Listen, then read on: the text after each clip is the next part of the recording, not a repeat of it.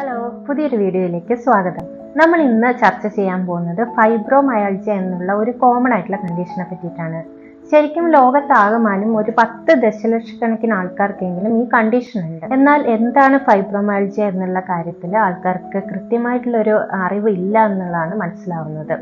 അപ്പോൾ ഇന്നത്തെ വീഡിയോയിലൂടെ നമുക്ക് ഫൈബ്രോമയാൾജിയ എന്താണെന്നും അതിൻ്റെ മറ്റുള്ള ഇൻഫർമേഷൻസ് എന്താണെന്നും നോക്കാം. ഫൈബ്രോമയാൾജിയ ഒരു മസ്കുലോസ്കെലറ്റൽ ഡിസോർഡർ ആയിട്ടാണ് വളരെ കാലമായിട്ട് അറിയപ്പെട്ടിരുന്നത്. എന്നാൽ റീസെൻ്റ് ആയിട്ടുള്ള സ്റ്റഡീസ് പറയുന്നത് സെൻട്രൽ നെർവസ് സിസ്റ്റം ഡിസോർഡർ ആണ് ഫൈബ്രോമയാൾജിയ.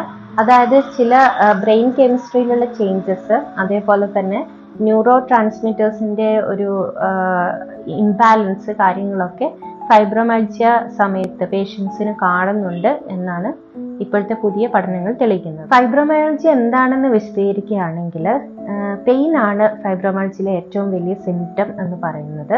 ആ പെയിൻ തന്നെ മസിൽ പെയിൻ, ടെൻഡർനെസ്, അതായത് തൊടുമ്പോഴുള്ള വേദന, അതുപോലെ തന്നെ ഈ വേദന തന്നെ പല രീതിയിൽ വരാം. അതായത് ബേണിംഗ് ആയിട്ടുള്ള പെയിൻ ആവാം, ചിലപ്പോൾ തരിപ്പോ മരപ്പോ ഒക്കെ ആയിട്ടുള്ള വേദനകളായിട്ട് കാണപ്പെടാറുണ്ട്.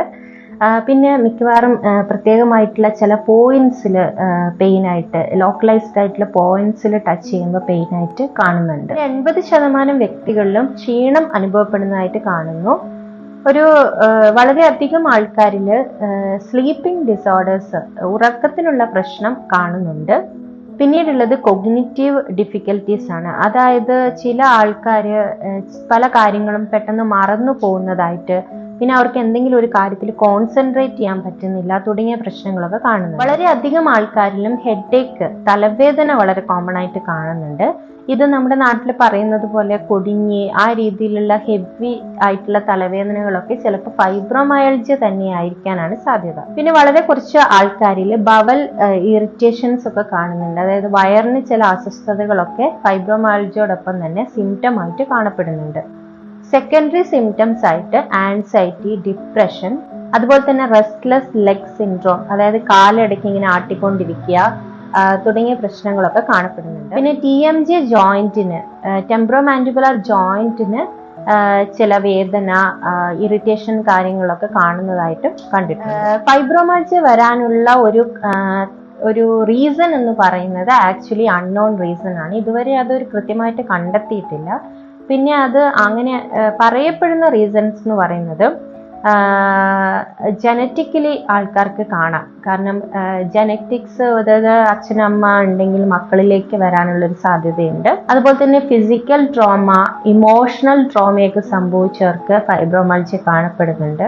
ഒരു 75% പേഷ്യൻസും സ്ത്രീകളാണ് എന്നുള്ളതാണ് ഇതിലെ പ്രധാനപ്പെട്ട ഒരു കാര്യം. പിന്നെ ഒരു 40-60 വയസ്സിനുള്ളിലാണ് ഫൈബ്രോമയാൾജിയ വരുന്നതെങ്കിൽ അവർക്ക് കഠിനമായിട്ടുള്ള വേദനകൾ ഉണ്ടാവാനുള്ള ഒരു സാധ്യതയുണ്ട്. എന്നാൽ പോലും ഒരു 20 തൊട്ട് ഒരു 40 വയസ്സിനുള്ള ആൾക്കാരിലാണ് കോമൺ ആയിട്ട് ഫൈബ്രോമയാൾജിയ കാണപ്പെടുന്നത്. നമുക്ക് ട്രീറ്റ്മെന്റ് ഓപ്ഷൻ ആയിട്ട് ഫിസിയോതെറാപ്പി ഏറ്റവും നല്ലൊരു ട്രീറ്റ്മെന്റ് ആണ്. അതുപോലെ തന്നെ അക്യുപങ്ക്ചർ, മസാജും ഒക്കെ വളരെ എഫക്റ്റീവായിട്ട് ഫൈബ്രോമയാൾജിയനെ ചെറുത്ത് നിൽക്കുന്നതായിട്ട് കണ്ടിട്ടുണ്ട്. എന്നാൽ ഇതൊരു 100% ക്യൂറബിൾ ആയിട്ടുള്ള ഒരു കണ്ടീഷൻ ആണോ എന്ന് ചോദിച്ചാൽ അല്ല. പക്ഷെ വളരെ ഫലപ്രദമായിട്ട് എക്സസൈസ് കൊണ്ടും അതുപോലെ തന്നെ ലൈഫ് സ്റ്റൈൽ ചേഞ്ചസ്, അവരുടെ സെഡൻറ്ററി ലൈഫ് സ്റ്റൈൽ കാര്യങ്ങളൊക്കെ മാറ്റുന്നത് കൊണ്ടും ഫിസിയോതെറാപ്പി ചെയ്യുന്നത് കൊണ്ടും നമുക്ക് ഫൈബ്രോമയാൾജിയ വളരെ ഫലപ്രദമായിട്ട് ഇല്ലാതാക്കുവാൻ സാധിക്കും. കാര്യം, സ്ത്രീകളിലാണ് കൂടുതലായിട്ട് നമ്മൾ ഫൈബ്രോമയാൾജിയ കാണുന്നതെന്ന് പറഞ്ഞു.